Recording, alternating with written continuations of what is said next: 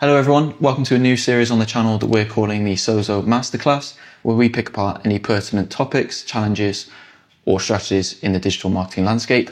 I'm Kieran, I'm the Google Ads strategist here at Sozo, and today I'm joined by Tom. Tell them a bit about yourself, Tom. Yeah, thanks man for having me on. Yeah, so I head up most of the performance marketing stuff at Sozo, so that kind of goes from general strategy, obviously working with yourself and the other team members, through to basically performance accountability. How do we make what we do work for our clients and generally kind of get the business results that they need? Brilliant.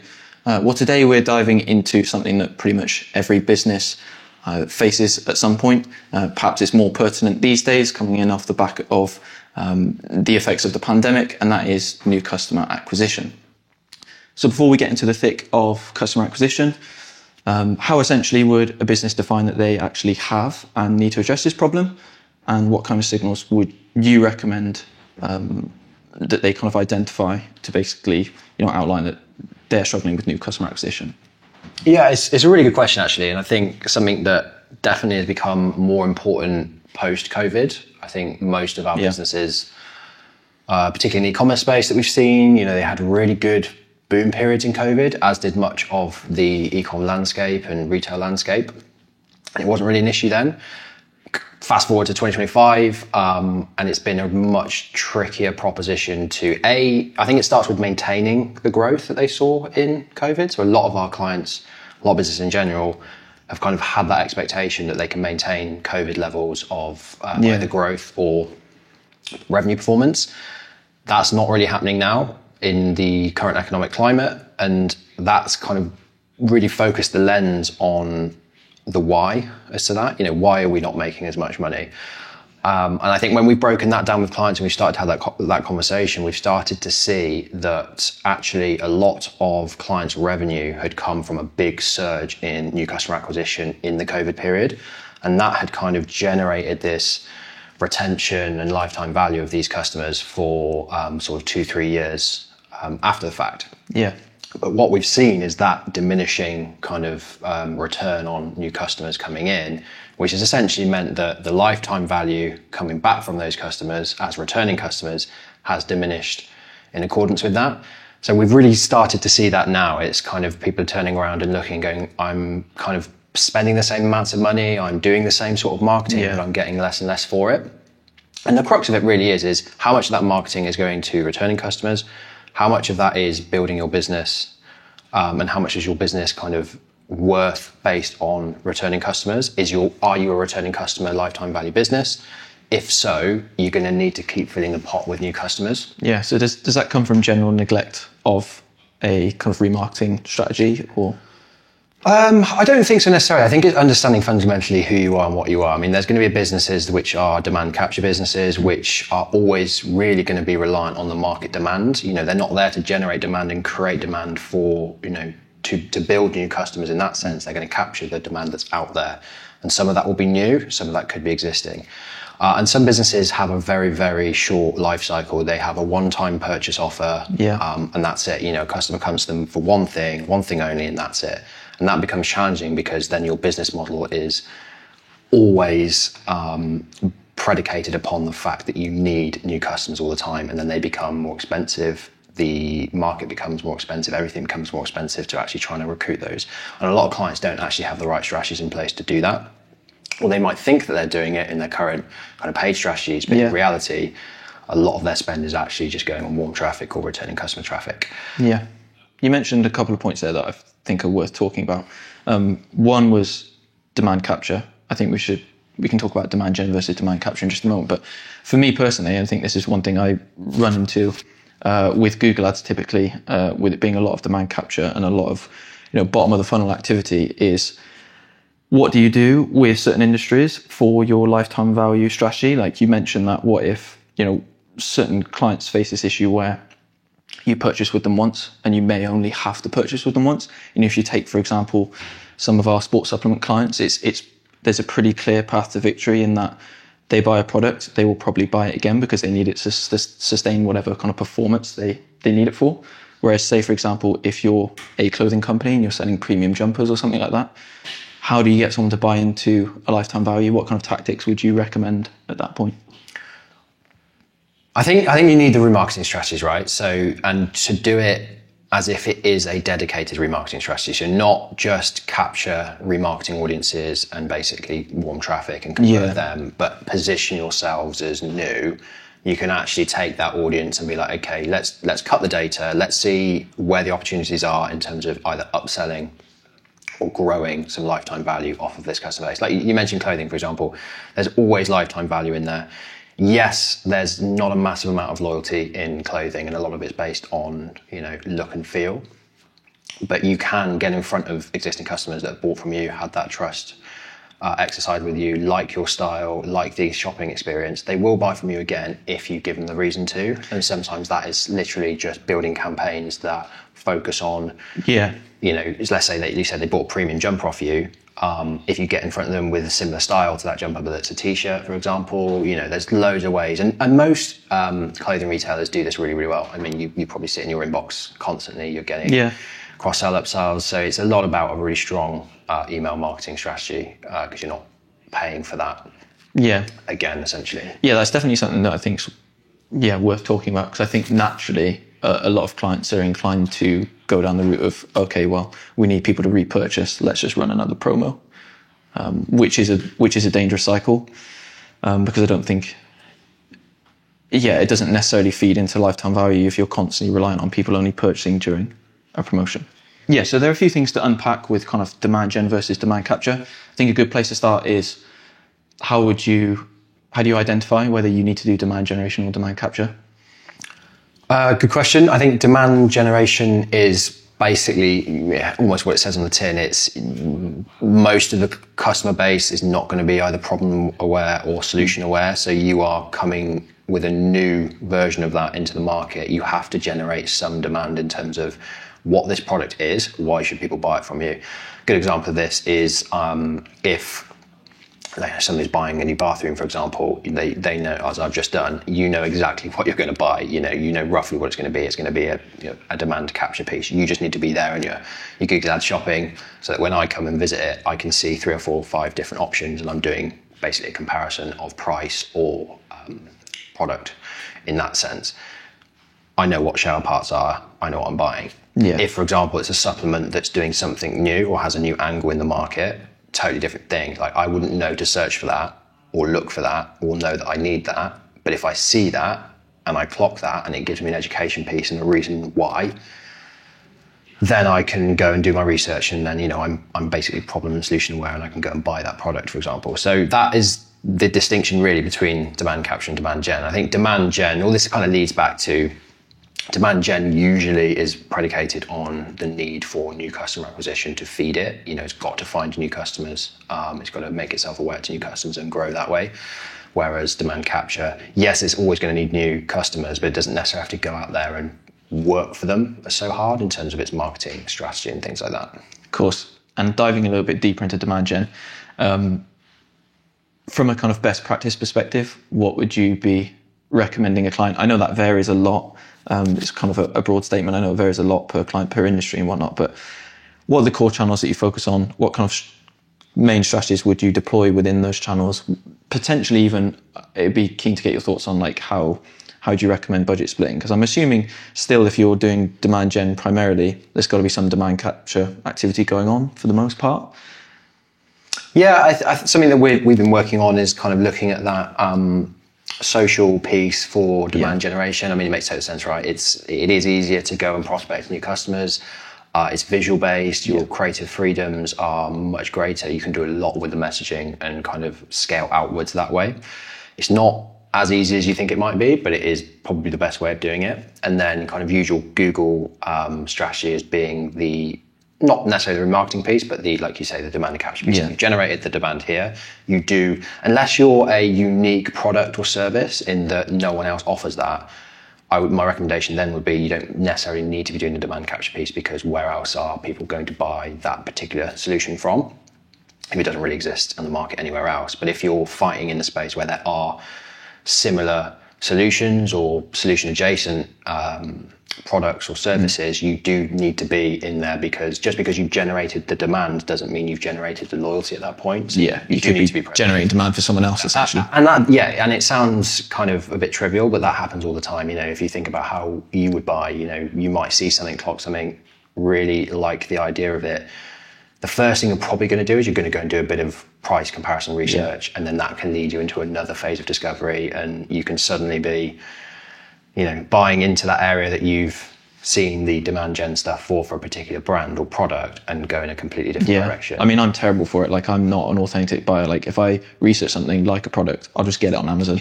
You're the reason why marketers hate it. Basically. But yeah, another part of demand gen, I think, I mainly wanted to touch on this because I think it kind of touches on a lot of issues or challenges rather that we face like on a daily basis.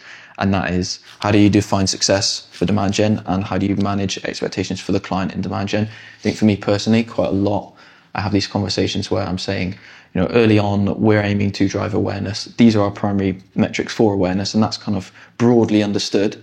But the conversation always goes back to, well, my ROAS is not as high as I'd like it to be in platform. So like, my question to you is, how typically would you address that challenge, and how do you define success? Yeah, it's a tough question. It's a tough topic, right? I think it's easy to state you need awareness, and you need to do, you need to generate upper funnel touch points. You need to make people aware of that product. Conceptually that makes total sense, but in reality, a client still needs to see a return on that. So there is a level of expectation management in that you have to get a client to buy into that concept of, this is not for the immediate term. This is to amplify all of your other metrics or your other channels, really. So a big piece of that is an education piece on, you will not see this in your platform. In most cases, it's either going to be way outside your attribution window in terms of time, or your attribution capability in terms of visibility.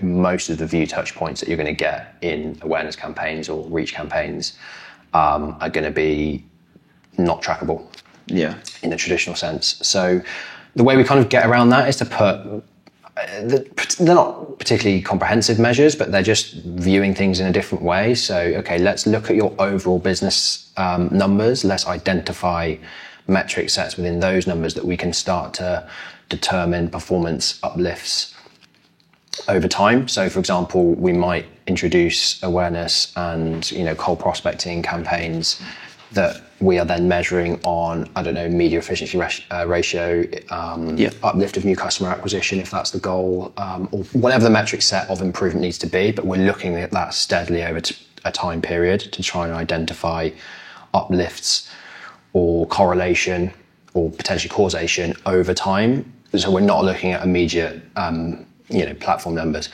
This is really tough because, again, you've got to set that expectation with the client. The client has to buy into that. If they're not going to buy into that, and their mindset isn't around that, it really isn't worth having that fight. In that, you're going to be on totally different, swim lanes, basically. So you do have to kind of think about how you would manage that expectation and how you can get clients to understand that concept. But really, it's all about looking at the business uplift. You and I, for instance, we've been looking at, basic forms of incrementality testing in that we can do geographic holdouts. So we run awareness and cold prospecting campaigns in a particular location or area. And then we hold that out from our other media. So we take any budget out of that, and then we look at the comparative uplift or impact over time. There are tools that can do that for you, which are very, very expensive. I think this is another kind of point here is like, from previous experience with these kind of challenges, I would always say, do a brand lift study. What does that say? Do a conversion lift study. What does that say? The problem is with that is typically you're looking at spending at least 15 grand across a 2-week period. And ideally, if you're going to do some sort of experiment, you want to spend more and you want to do it across a larger time period. So you make a great point in that it is relative to your business size. If you're a £5 million turnover business and you're spending 5k a month and you want to do that exercise there, how are you going to measure that? It's got to be impactful enough on a scale level, like you mentioned. Yeah, and I think one thing that is a good benefit that we get at Sozo is that we have this really intimate relationship with a lot of small clients and small businesses. And so that means we have to get a little bit more creative with the ways in which we measure. And there's a bit of a double-edged sword to that, of course. We're limited with the budgets, but the budgets that we do apply often paint a clearer picture. I think it's a good idea to kind of go over some of the key things you might look at, whether that's something really basic like just looking at Search Console. Is there an uplift? What's the GA4 traffic looking like? That kind of thing. Are there any other things that you would do from Meta? It's all of those things. Is your platform data giving you any signal as to it moving in the right direction? And that might be as simple as, if you're doing up a funnel, are you getting high CTRs? Are people resonating with your creative? Are you getting cheaper traffic cost through, but lots more of it? Are you getting engagement on the ad itself? Are you seeing a bit of page engagement off the back of it? I'm not saying necessarily that people aren't going to buy because you're not going to see that, because that could be 30, 60, 90 days in the future in terms of a buying decision. But are you basically seeing the signals at the level that you're at in order to make that decision? And that can help inform, I guess, viability of the delivery over time. If you've got strong creatives, people are resonating with it, you've got lots of engagement, you're doing something right. Not everybody's going to buy, of course, but you're generating the right type of engagement, the right type of awareness. So that's something it's different for every business, but you do have to have that, like what I would call bridging metric sets. So you kind of have links to the next level of metric measurement. Like this tells us that we're on the right path. Exactly that. Those kind of things. Exactly. Cool. So we've touched on what is kind of new customer acquisition, what are the challenges that you face within that, and then kind of demand gen versus demand capture. I think one kind of umbrella point for all of this, which is probably worth another video in itself, is creative, which there's a lot to unpack there. But for context, obviously this, but for context for our viewers, for our most ambitious clients, we run them through this kind of two-stage process. Stage one being a persona scoping workshop, where we essentially segment their audience into characteristics that we call personas.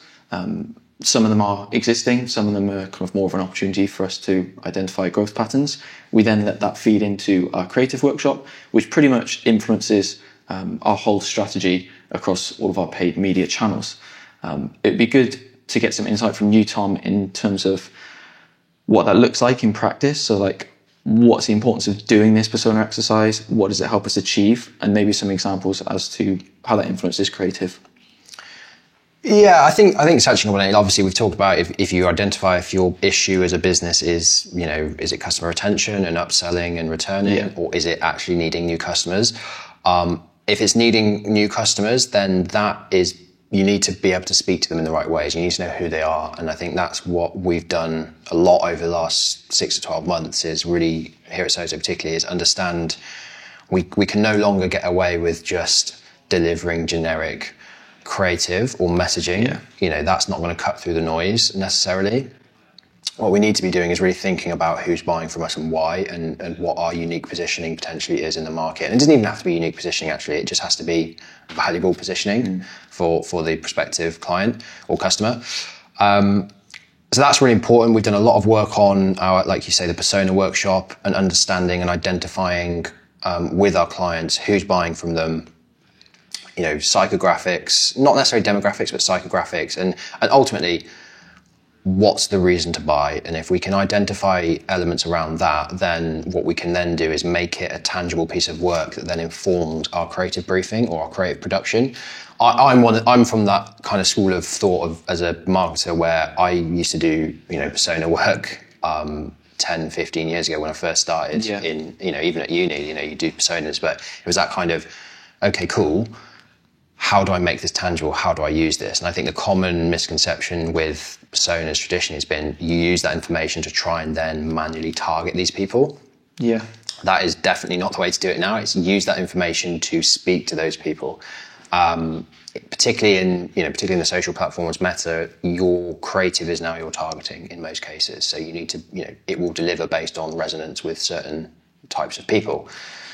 And that needs to be done to a high standard. As you know, we've put a lot of long hours into building out valuable persona workshops for our clients and learning that piece internally, as well as educating clients externally on the importance of doing it. And most of the times when we've done these workshops, we found that clients didn't really have much concept of who's actually buying from them. They knew their product well, they knew their space well, but they didn't really understand why people were buying from them. Or they might have one very particular case scenario of a persona, and it wasn't particularly fleshed out. So this exercise has allowed us to find so many angles of opportunity for us to go, okay, how do we brief in creative production? Because that is really difficult. It's very easy to say to a client, okay, we need content, we need creative if we're going to make your marketing work on paid channels. Particularly in clients in our space, in our size, often they don't have the resource, the experience, and it's that kind of the question back, or the look back to us is, okay, how do I do this? How am I supposed to do this? So something that we've done a lot of work on is trying to bridge that gap or the conceptual gap from persona through to how do we use this tangibly. We do creative workshops, so we teach clients and educate clients on how to construct different types of creative. We then overlay that with angles and concepts for creative production based on the personas that we've produced.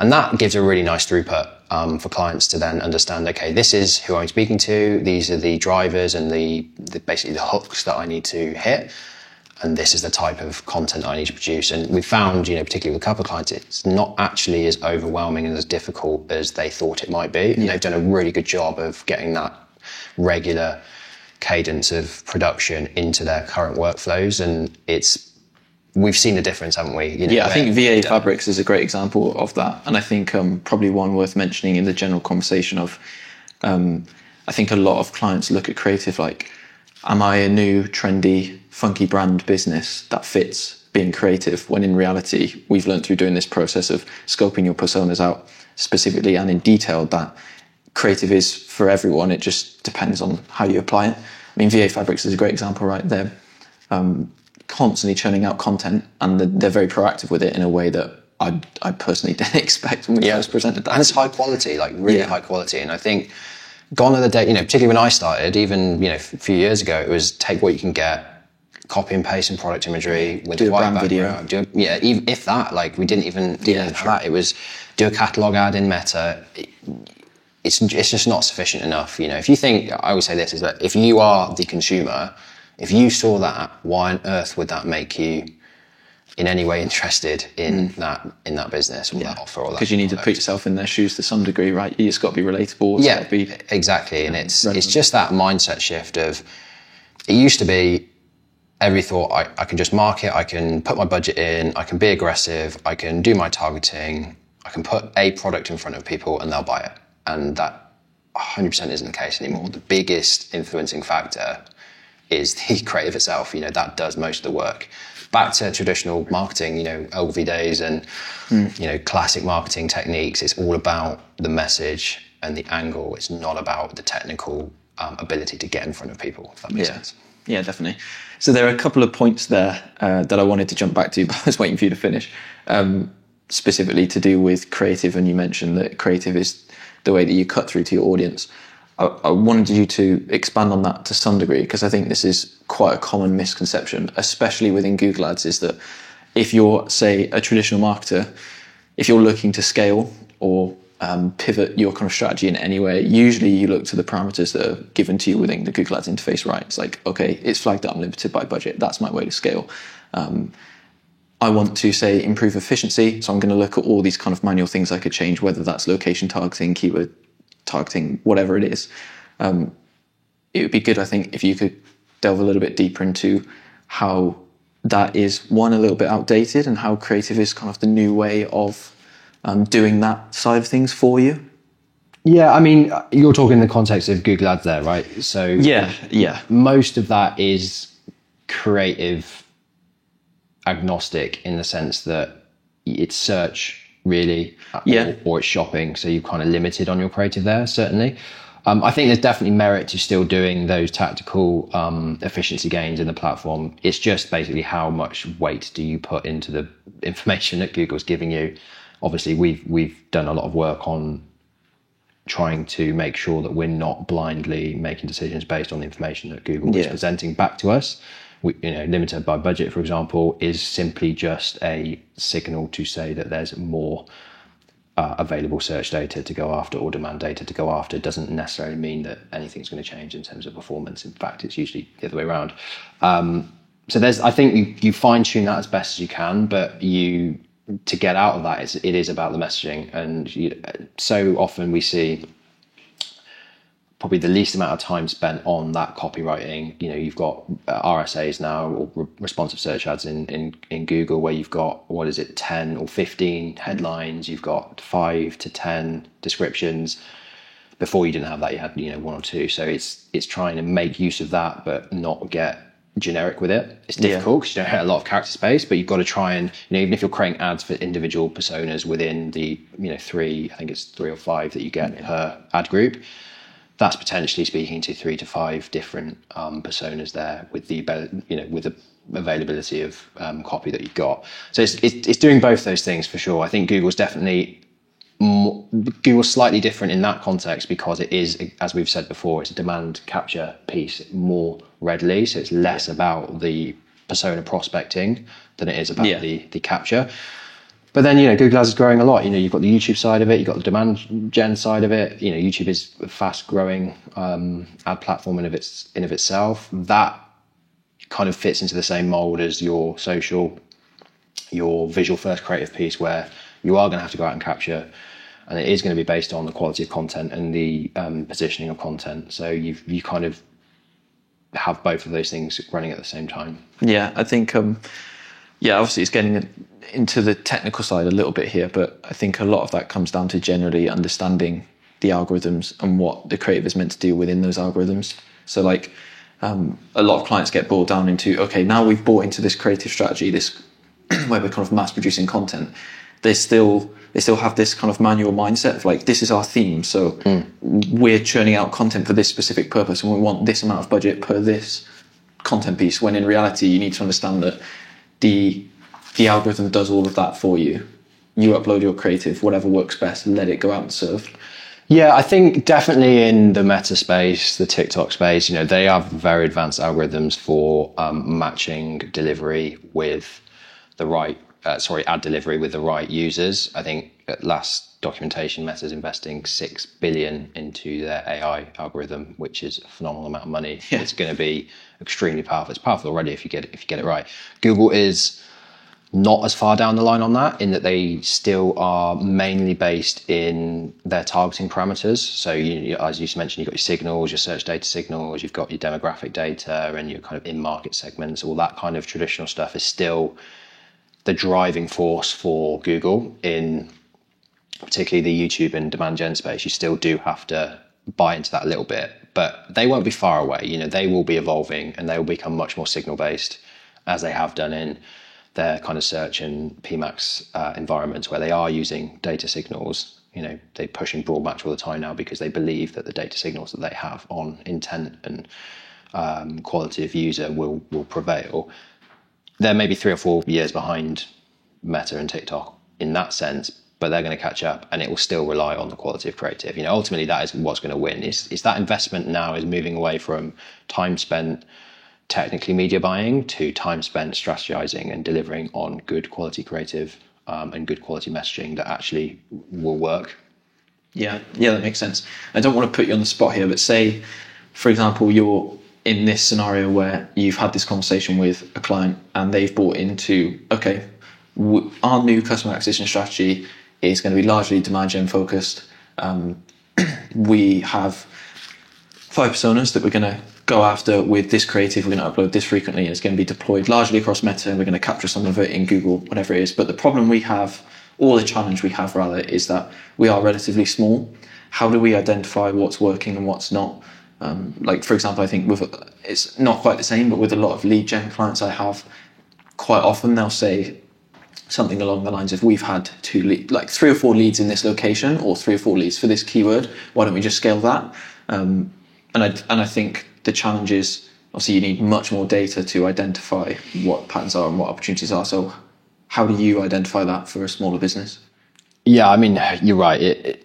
In this day and age, it's never been harder. It's never been more accessible to get into an advertising space or paid marketing space. Equally, it's never been as challenging to make it work. Yeah. because it's so much is reliant on past data and stuff like that.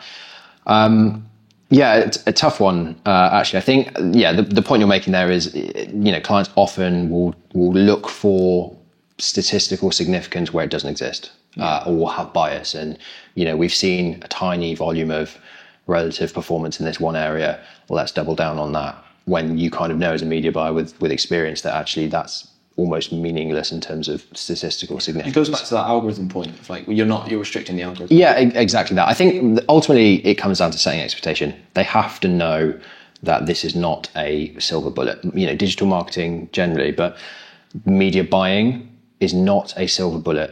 I think people have alluded to this before, but there is an expectation that I put in £1 and I make £4 back immediately. And that's what it's there for. That isn't the case at all. Maybe 15 years ago, yes, you could do that. Now you have to be far more patient and understanding of that process, in that it is testing and learning. It is building data over time. There has to be an expectation that for 3 to 6 months, potentially, you will not be making money on this. You will be building data, figuring out what's working and why, and then trying to find structures in which you can kind of scale a little bit. It's much more difficult, I think, in lead gen, where you're right, you might never have the volume of data to fully go automated and get Google to kind of do the heavy lifting for you. You're still going to have to sit in those manual bids. You're going to have to understand where you're sitting there. And a lot of this is, you can have the best possible build structure, but if you've got any compromising factors on your page experience or your offer or your website, that's going to kill most of your performance. So I think for a new business starting out, most of the time should be spent on making sure that your offer positioning post-click is the best it possibly can be. Yeah. We have definitely moved away, particularly in the higher end B2B space or lead gen space, where it's no longer sufficient to just have a lead capture form with some wishy-washy content on the page and expect people to fill it out. You really need to give them a reason. And it might not be speak to us, contact us.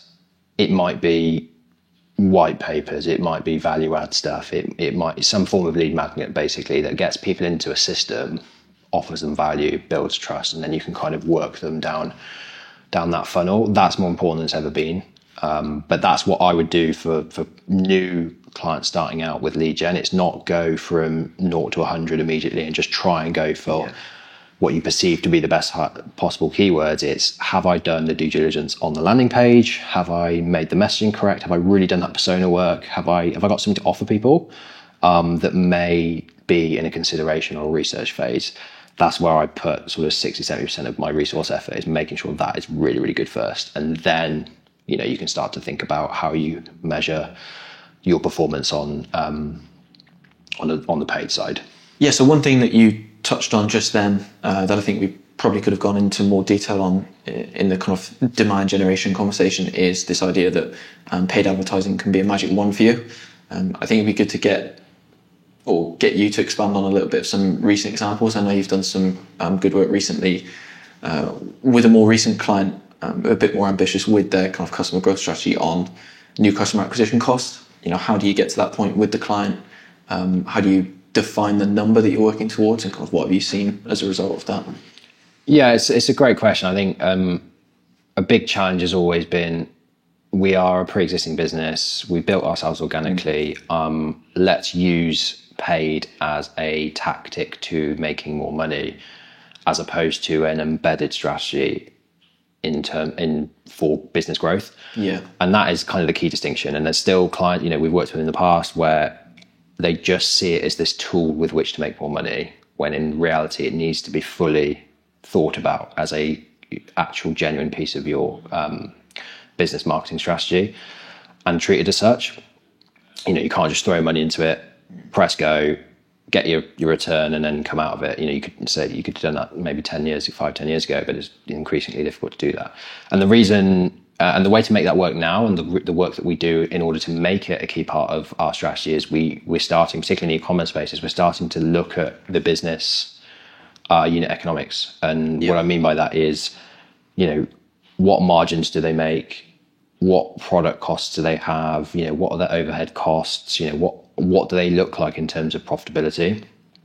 at a product level and a business level. So we can kind of drill down into that and go, or make better decisions on what our targets need to be. So for example, if you've got a client that's sells a product for £30 and they come to you and say, I need to make a fiver ass on that, and it's going to be a majority new customers, you're looking at that going, is that realistic? Is that viable? Probably not. So, if we know that and we understand those numbers, we can very quickly have that conversation with clients, readjust things, or look at ways in which we can make it work for us. Likewise, particularly with the client I think that you're referencing, they had an initial perception of what they felt they needed to make from a paid perspective, on a ROAS perspective. When we actually dug into the numbers, we looked at what, their revenue levels, we looked at their costs, we looked at their margins per product, and we actually established that in most cases they were highly profitable at a much lower return. And off the back of that totally transforms how you can use paid. It meant we could be more aggressive, we could open up more budget, we could push for higher cost per new customer. And that's a big thing, particularly in more traditional businesses that have moved into the e-commerce space and grown over time. They're actually highly efficient from that perspective, but they are not aggressive enough in terms of capturing new customers within the market. So you see that kind of over time diminishing performance because they're trying to be too profitable for too long. So yeah, we do that work now. It really helps us understand what products are viable for paid, which ones are our door openers, which ones can get new customers in, whether or not we even need to be profitable on the first time purchase. That's a big thing.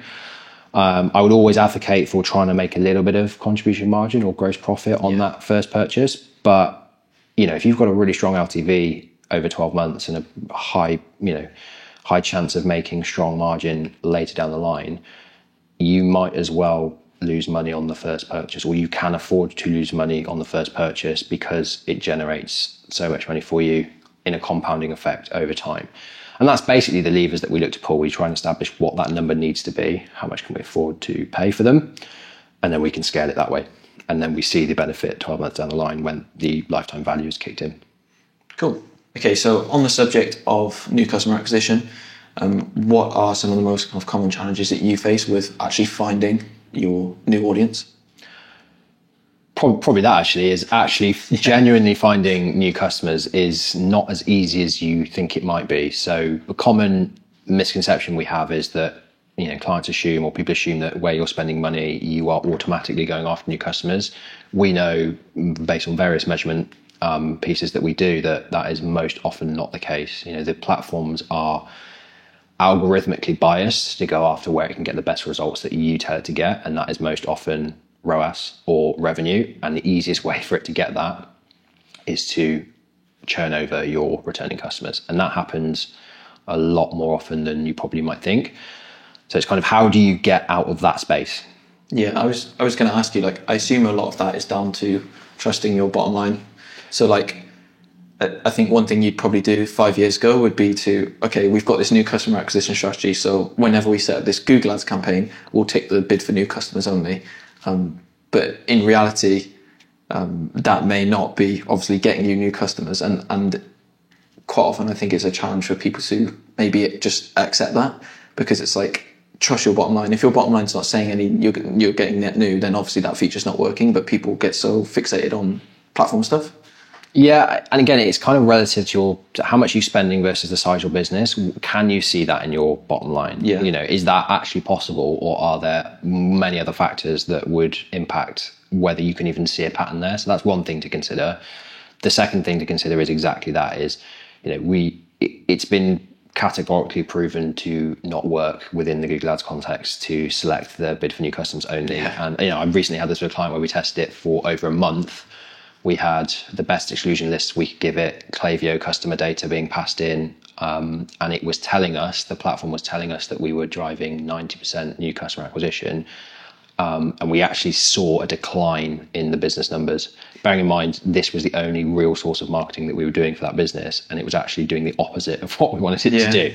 So, this has been anecdotally proven and shown by a lot of people in the space who have tested this functionality. It just doesn't work, and largely that's because Google struggles to match data well, and it doesn't really know who's new or existing anyway. So just selecting those settings in platforms doesn't actually work. It's similar with Meta. Meta is better at it, but you have a similar function in where you can go, I want to bid after new customers only. I'll feed it a list, go off and do it. It still struggles to do that. So to get out of that, you've kind of got two options really. It's you go further up funnel where you can go legitimately after colder traffic. So you're not optimizing on purchase, you're not optimizing on anything that the platform then trains itself to get by any means, which is usually warm traffic or existing customer traffic. You're going out and giving it license to actually go after net new people. And even then, you know, we've got a couple of clients that run off third-party attribution software, and even when we are as cold as we possibly feel we can be in terms of our exclusion lists, we're up a funnel. The best we can really see is 50 to 60% net new visits from those campaigns, which, if you think about it, is crazy low when you're geared completely to going after new customers. So that just gives you a flavor of how little or how difficult it actually is to scale out of your warm traffic, particularly if you're a reasonably sized business and you've got a relatively small marketing budget. It's hard to do that. If you're a brand new business or still in that growth phase, then it is a lot easier because you don't have that returning or warm traffic base in which to get kind of churned up on in the platform. But yeah, it's really, really hard. So it's a combination of going further up funnel and trusting yourself to be able to do that towards the end of new customer acquisition. Obviously, we've touched on how difficult that can be and the expectation management that you need to put around that.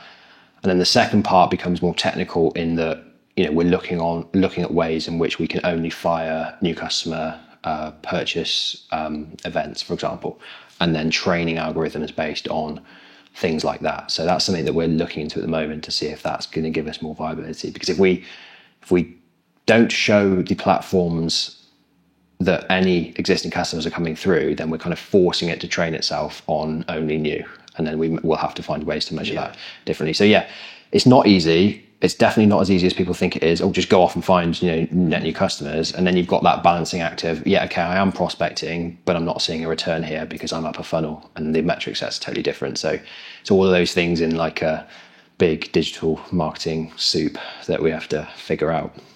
It's probably quite an annoying question, but how would you do your splits between kind of upper funnel customer acquisition and whatever your kind of existing marketing strategy is?